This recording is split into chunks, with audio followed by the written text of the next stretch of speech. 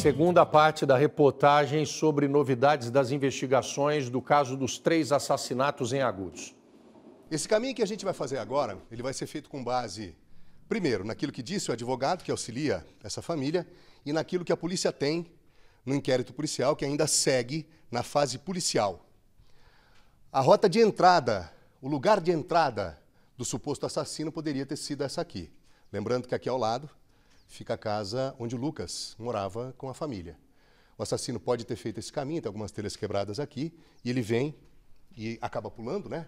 Ele tem um acesso fácil porque existe uma piscina que fica nessa altura aqui desse muro, e aí com base nessa possibilidade de ter conseguido o apoio nessa piscina que está encostada, ele chega até aqui e cai aqui no quintal. E aí, ó, o acesso teria sido esse aqui, cujo caminho a gente vai fazer agora. Só que quando a polícia chega, há um mistério, que ainda não está respondido. Esse portão, que dá acesso a um terreno aqui dos fundos, a uma rua lateral, inclusive onde fica a loja, lá o Lucas teria comprado uma quantidade em roupas, esse portão aqui estava aberto, no momento em que a polícia chegou aqui. E a Karina não teria sido a responsável por abrir esse portão. A dinâmica do crime, segundo o que existe de suspeita, tanto da polícia quanto da família, é que o assassino tenha entrado aqui por essa porta. A sexta-feira já era ali por volta entre 8 e 9h30 da manhã, é o horário estimado da entrada do assassino. Ele passa por essa porta e aí a primeira vítima dele teria sido o seu Roberto Carrasco, que estava a essa altura na cozinha que fica aqui atrás. E o detalhe que chama a atenção, segundo o que me foi passado pelo advogado, é que o seu Roberto ele sofreu de 4 a 6 golpes na região do pescoço. E foram golpes, todos eles, pelas costas. E há um detalhe que também chama atenção. Os golpes foram desferidos tanto do lado direito do corpo do seu Roberto, como do lado esquerdo também. Ou seja, o assassino teria esfaqueado de duas maneiras, sendo destro ou canhoto. O fato concreto é que o assassino teria desferido os golpes dos dois lados do pescoço do seu Roberto. Em seguida, o assassino continua, segue por um corredor, e aí ele acaba encontrando a dona Joana. A dona Joana está no corredor, muito próximo à sala. Ali, naquele segundo momento, o assassino age do mesmo jeito. Nem o seu Roberto, nem a dona Joana ofereceram qualquer tipo de resistência.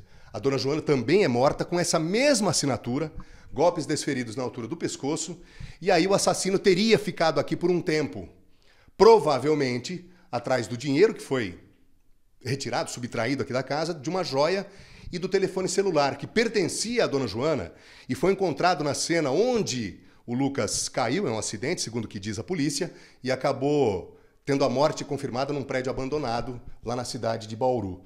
Ele teria ficado, então, um tempo aqui dentro. O Lucas ou, supostamente, de repente, algum outro assassino. O fato é que o Valdinei chega um tempo depois.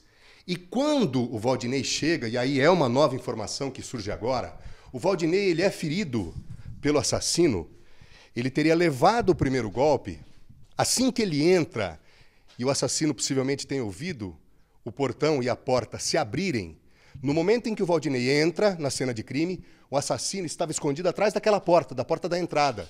Tem o portão e em seguida a porta por onde a Karina acessou a casa.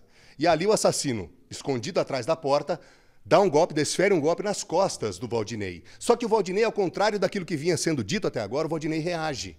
Há marcas daquele que pode ser o sangue dele, não só ali na porta, esses primeiros respingos de sangue teriam sido vistos pela Karina.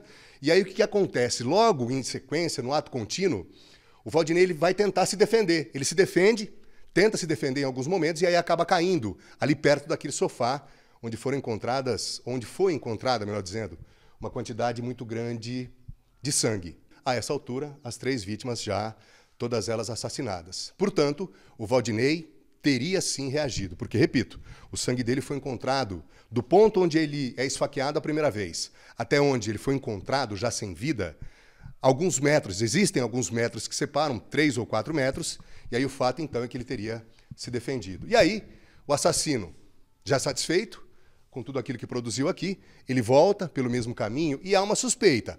Aquele portão até então continuava aberto, mas a família e a polícia acreditam que o assassino tenha feito esse caminho aqui, ó.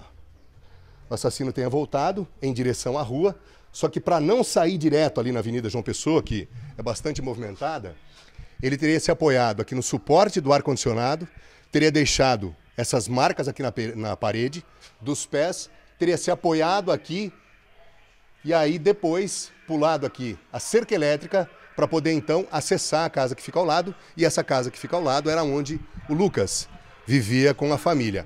Essas são algumas informações que constam no inquérito policial e também algumas suspeitas. Mas ainda há uma pergunta de difícil resposta. O Lucas, ele mesmo confessa a um dos amigos que estavam com ele no momento em que ele perdeu a vida lá em Bauru. Ele diz que, de fato, ele entrou aqui na casa, tirou daqui uma quantia em dinheiro, tirou uma joia e tirou também o celular que pertencia à dona Joana. Portanto, a polícia já sabe, há evidências que indicam isso, que o Lucas passou pela cena de crime como um ladrão. Mas a polícia ainda não consegue definitivamente ou efetivamente cravar que o Lucas passa por aqui como assassino. Ainda existem essas dúvidas. E por quê? Há uma situação que reforça. Nos momentos seguintes ao crime, logo depois de a Karina tê-lo visto deixando a residência com 2 sacos ali, um saco e o suporte de ventilador, quando ele vira e entra na rua 13 de Maio, que fica muito próxima, ele está andando por uma das calçadas até que ele chega na casa de um idoso. Esse idoso está estacionando o carro e pede ao adolescente para que o auxilie a fechar o portão. O adolescente de 15 anos o auxilia, ajuda o idoso a fechar o portão da casa, só que aí no momento seguinte o idoso agradece a ele. Olha, menino, muito obrigado, Deus te abençoe. E ele fala amém.